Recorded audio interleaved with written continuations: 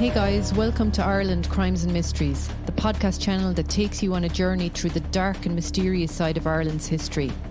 From infamous crimes to unsolved mysteries, we explore the stories that have captivated and intrigued people to this very day. Join us as we uncover the stories behind these cases. Whether you're a true crime enthusiast or a lover of all things mysterious, this is the podcast for you. So sit back, relax, grab a cup of coffee, and let's explore the dark side of Ireland together.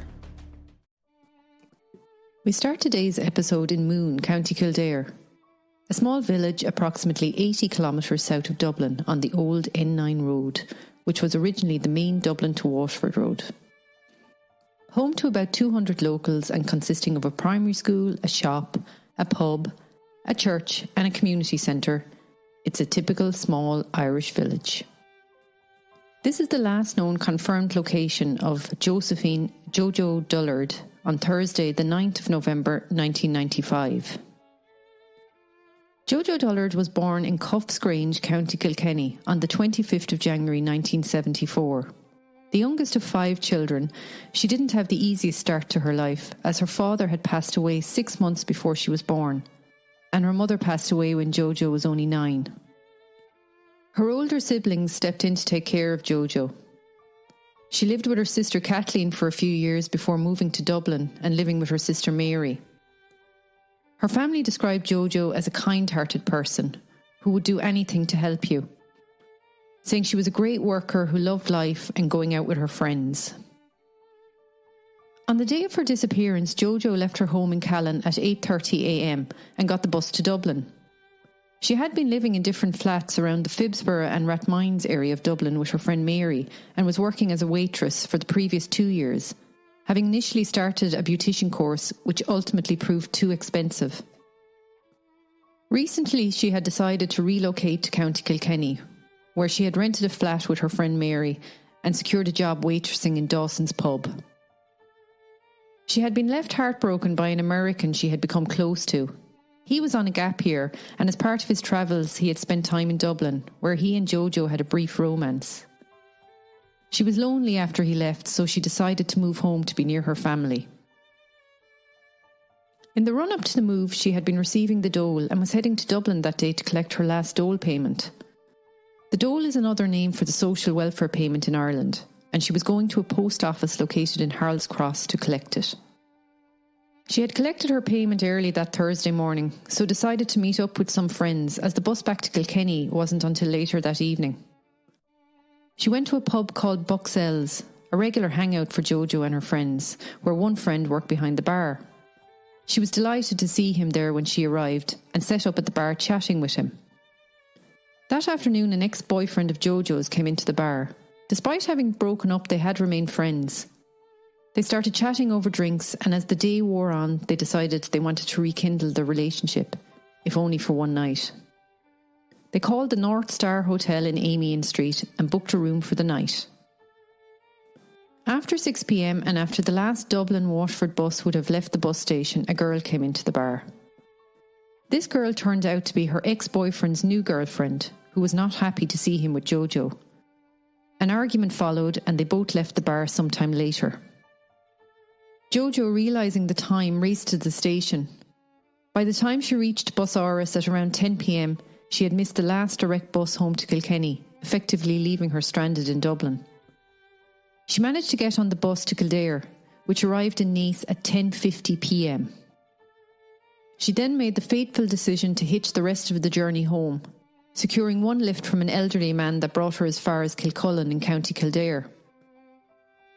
He would later tell the Gardai that he spoke with JoJo about how dangerous it was to be hitchhiking at that hour of the night, and advised her to get a bed in Kilcullen and arrange a lift home for the following morning.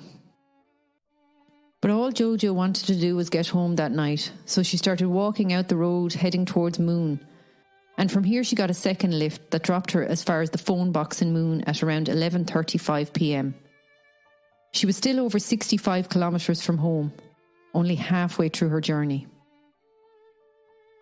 At 11:37 she rang her friend Mary from that phone box, just in case Mary was worrying where she was. She kept the door ajar and her thumb out to any passing cars, as she explained to Mary that she'd missed the bus from Dublin and was trying to secure a lift home, or at least as far as Carlow, where she had a friend that might put her up for the night. She then started giving Mary all the news of the day's events, when she interrupted the call to say a car had pulled up. When she returned, she told Mary that she had been offered a lift and would phone her at the next stop. This was the last time JoJo was ever seen or heard from again. The following day was Friday, and when Mary went in for her shift at the pub, she was shocked to realise JoJo had not turned up for her shift. She told the bar owner about the call she had received from JoJo the previous night, and they decided to ring JoJo's sister Kathleen to see if she was there. This call obviously panicked Kathleen, who started to ring around a few of JoJo's friends to see if they had seen or heard from her. When she had no luck locating her, fear began to set in and she contacted the Gardai. The Gardai were slow to react when Kathleen reported her as missing. She had rang them several times, but they'd shown no urgency, so in the end she went to the station in person to report her missing, to be told she might turn up safe soon. She had a bad feeling that something had happened to JoJo, as it was out of character for her not to get in touch with her family.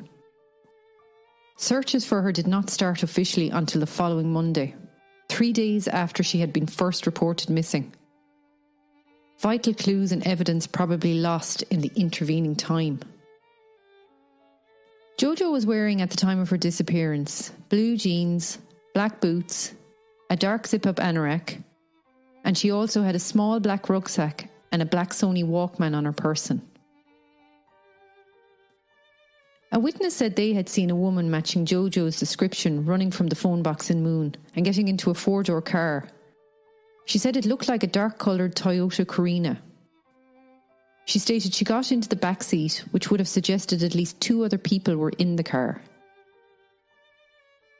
Search efforts focused on the main road from the phone box to Castledermot, the next town past Moone. The Gardai, alongside the Army and Civil Defence, combed the area for any clues that could lead them to JoJo, or at least help them to find out what had happened. The Gardai and the family appealed for any information the public might be able to offer. The people who had given JoJo the initial lifts came forward. The first lift from Naas to Kilcullen, and the second lift from Kilcullen to Moone. The latter of which ended up almost being exposed as the prime suspect by the media. His family were prominent in the area with political connections, and rumours were abound that he had attacked and murdered JoJo before burying her on his land. People were saying everyone knew this, but because of his political connections, Gardai would do nothing about it. The rumours were rife, some saying JoJo was buried on the farm in newly poured foundations. Others stated she was buried 10 feet down in a field on the farm, while others suggested she was buried in drainage ditches that had been cleared. These rumours were eventually laid to bed when it was confirmed all this work had taken place at least a year before JoJo had disappeared. Over 800 people were interviewed and an extensive search of all ditches and dykes between Moone and Castledermot were carried out, but there was no sign of JoJo. Several suspects were ruled out, including David Lawler, a man who had been convicted of the murder of Marlon Rinn in Blanchardstown, Dublin on the 21st of December, 2 months after JoJo went missing. Lawler was a regular in Bruxelles, the pub JoJo had spent the afternoon she disappeared in. He was ruled out when banking activity showed he used his card at an ATM in Blanchardstown at midnight on the night of her disappearance. A picture of JoJo's final movements had been compiled by Gardai, but no definite sighting of her could be established after Moone. A woman did come forward saying she had seen a woman hitching in Castledermot that night, which is about 7 kilometres from Moone. Was this JoJo? Had she made it safely from Moone to Castledermot? If so, why has the person that picked her up in Moone never come forward? And if she'd been picked up in Castledermot, no one has come forward to say they picked her up there either. Another possible lead that Gardai followed up came from a solicitor in Dublin, who contacted them on behalf of their client, who was at the time serving a prison sentence. He implicated a well-known sex offender. He said 2 cars travelling in a convoy from Dublin to Waterford with 6 people, 2 men, including this sex offender, in the first car, and 2 men and 2 women in the second car, picked up JoJo from the phone box in Moone. The second car turned off somewhere after Kilkenny, and the car with JoJo continued onwards towards Waterford. Later that night, screaming was heard coming from a house in a cul-de-sac outside Waterford City. The neighbours came out to check the source of the screams and saw a young woman running naked from the house. The known sex offender came running out of the house and dragged the young woman back in, and neighbours not wanting to get involved just went back inside their homes. The informant stated that at approximately 9 a.m. the following morning, he, along with another man, helped move the young woman's body, driving to a wooded area in County Kerry where they buried her. The informant was brought by the Gardai from prison to the area to point out the possible burial sites. After several days of searching, nothing was found. He was adamant this was the area, so a bigger, more extensive search was carried out, yielding no results. Over time, it became apparent the informant could not have helped move the body on the 10th of November, as he was appearing in court and was remanded in custody that very morning. He then changed his story, saying he'd been told the story by another prison inmate, and only said it was himself who had moved the body to get time out of prison. A total of 7 people, including the sex offender in question, were arrested and questioned about this alleged incident, and all denied any involvement. The credibility of the story had been voided by the initial lie. After thorough investigation, the story could not be validated by Gardai, and everyone interviewed denied any involvement. On hearing all the media hype about the alleged abduction by the convoy of cars travelling between Dublin and Waterford, a woman contacted Gardai saying she was picked up by a car while hitchhiking that night. After a while, she noticed another car following. The cars travelled to Castledermot and pulled into a car park where one of the male occupants assaulted her. She managed to escape the car. They roared after her and then drove off, followed by the second car. She could not confirm if JoJo was in the other car, but the story certainly adds credence to the informant's story having an air of truth. After a year had passed, Gardai had interviewed over 2,000 people and taken over 500 statements. 70 days of searching had been carried out with no results. Several people came forward stating they had seen a woman fitting JoJo's description on that fateful night. In January 1997, a taxi driver from County Waterford, who said he was en route home after midnight on the night of the 10th of November after finishing his shift, saw a car outside the village of Kilmacow, some 90 kilometres from Moone, parked on the roadside. He saw a man outside of the car urinating as he drove by. He stated then out of the blue a young woman matching JoJo's description jumped out from the back seat of the car and started running down the road. She was barefoot and looked distressed.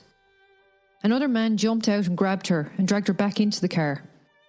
They both got back in and it took off at speed towards Waterford City. The taxi man described the car as a red Ford Sierra with British number plates, a similar looking car to the dark coloured Toyota Corina seen by the woman in Moone. Both cars also contained at least 2 other people, as well as a woman fitting JoJo's description. This information piqued the interest of Gardai, as they were aware of 2 Englishmen who had been arrested in Kilkenny for attempting to rob a coin box in a pub. It came to light that they were also responsible for the theft of other coin boxes as well as phone boxes around the country. They drove a dark-coloured Ford Sierra with British number plates. A search for the 2 men commenced, and they were eventually found sleeping in their car in Golden, County Tipperary, by a garda, as the registration number had been flagged on the garda computer system as a car of interest in the JoJo Dullard missing persons case. They ended up being ruled out as suspects after being interviewed by Gardai. It turned out they'd been staying at a B&B the night JoJo went missing, and had made a call to the UK from that B&B. When Gardai investigated this, the information was confirmed by phone records as well as the landlady of the B&B, so they were ruled out. Over the years, the family campaigned to keep JoJo's name in the public psyche. They even hired a private detective to find her. Her sister Mary worked tirelessly from the day she went missing to find JoJo, dedicating her life to it. She was devastated by her disappearance and became her strongest and most compelling voice. She questioned and challenged both politicians and Gardai at every turn to do more to find her and all the missing people out there. She made sure JoJo's name would never be forgotten. The Dullard family were the driving force behind Operation Trace, which was set up in 1998 to investigate a spate of disappearances of young women in the Leinster area, which became known in the media as the Vanishing Triangle between 1993 and 1998. JoJo's case was upgraded to murder in October 2020. A new team of Gardai and specialist cold case detectives are working through a list of over 100 persons of interest. They did a victimology and proof of life review and in conclusion upgraded JoJo's case from that of a missing person to murder. A press conference was held where they again pleaded with the public to come forward if they had any information from the night JoJo went missing, hoping that with the passing of time people's circumstances may have changed and they might feel more confident about coming forward. Her sister Kathleen was at the press conference and spoke about her sister, saying, quote, "We know in our hearts she is not alive. We've accepted this. JoJo was the type of person who would phone us. She would get word back to us some way. She wouldn't want us to worry. We know something sinister happened to her that night. It was a different Ireland back then. People thumbed and no mobile phones, but she did get to that phone box in Moone. It's from here we are trying to put the pieces of the jigsaw together. We know somebody has information and are appealing for them to come forward and help us. Maybe their circumstances have changed after all this time, and we're praying they find the courage to come forward, reach out and help JoJo come home. We don't hold any grudges. The most important thing for us today, after all these years, is to bring JoJo home and lay her to rest beside her mum and dad. And we know Mary would want this as well. We miss JoJo and love her dearly, and that's all we want, to bring her home. There is no agenda here. Just have her home. That's our mission." JoJo's sister Mary, who had campaigned tirelessly to find JoJo since her disappearance, sadly died on the 20th of April 2018 without knowing what had happened to her sister. Her final 23 years on the earth marred with the daily distress of unanswered questions and the not knowing. Her dedication and love for her sister is unquestionable. She did everything possible to help find her sister. She even wrote to American presidents Bill Clinton and George Bush in the push to raise awareness.